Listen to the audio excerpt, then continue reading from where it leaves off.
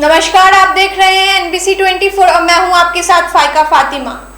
Supreme court ने अंतरिम जमानत के एक मामले पटना हाई कोर्ट के आदेश को दरकिनार करते हुए उसकी आलोचना की है।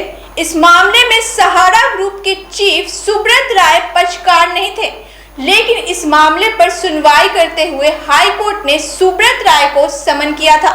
जस्टिस AN खानविलकर और जस्टिस JB पारदीवाला की खंडपीठ ने कहा है कि पटना हाई कोर्ट ने ये अंतरिम आदेश जारी करते हुए अपने न्यायिक अधिकार क्षेत्र का अतिक्रमण किया है। सुप्रीम कोर्ट ने इस बाबत अपने आदेश में ये महत्वपूर्ण टिप्पणी भी की है कि हाई कोर्ट ने सहारा ग्रुप पर निवेशकों की बकाया रकम की भुगतान के लिए याचिकाकर्ताओं की अग्रिम जमानत की अर्जी लंबित करते हुए तीसरे पक्ष को पूछताछ के लिए समन कर लिया है।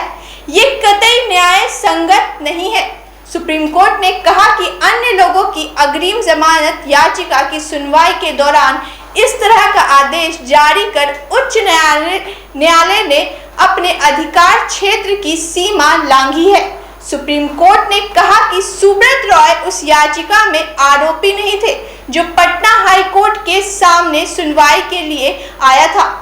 सुप्रीम कोर्ट ने कहा कि ये गलत चलन है। जमानत के लिए दायर याचिका में उन्हीं मामलों की जांच करते हैं जो जमानत पर विचार के लिए प्रासंगिक है। जमानत के लिए ये कैसे प्रासंगिक हो सकता है? या तो आप जमानत खारिज करें या मंजूर करें। सुप्रीम कोर्ट ने इससे पहले पटना हाई कोर्ट के उस आदेश पर रोक लगा दी थी जिसमें निवेशकों का पैसा वापस नहीं करने के मामले में बिहार के पुलिस महानिदेश और निर्देश दिया गया था कि वे सहारा प्रमुख को अदालत के समक्ष निजी तौर पर पेश करें।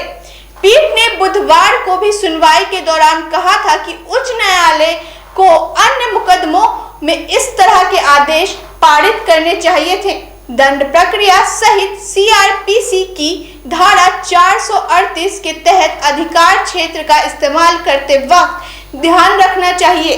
CRPC की धारा 438 गिरफ्तारी की आशंका से बचने के लिए जमानत के निर्देश से संबंधित है। न्यायमूर्ति MM खानविलकर ने कहा, अपने 22 साल के जजशिप के दौरान मैंने ये भी सोचा है कि अपने अधिकार क्षेत्र का हमेशा ध्यान रखना चाहिए। जो अपने अधिकार क्षेत्र से बाहर है उससे कभी अतिक्रमण नहीं करना चाहिए। पीठ ने कहा है कि हम ये नहीं कह रहे कि उच्च न्यायालय ऐसा नहीं कर सकता, ये अदालत कर सकता है, लेकिन उचित प्रारूप और अधिकार क्षेत्र के तहत धारा 438 में नहीं। बिहार सरकार की ओर से पेश वकील कहा कि उच्च न्यायालय ने सुब्रत राय को अभियुक्त नहीं बनाया है, उन्हें योजना पेश करने को कहा है कि आखिरकार वे निवेशकों का पैसा कैसे लौटाएंगे।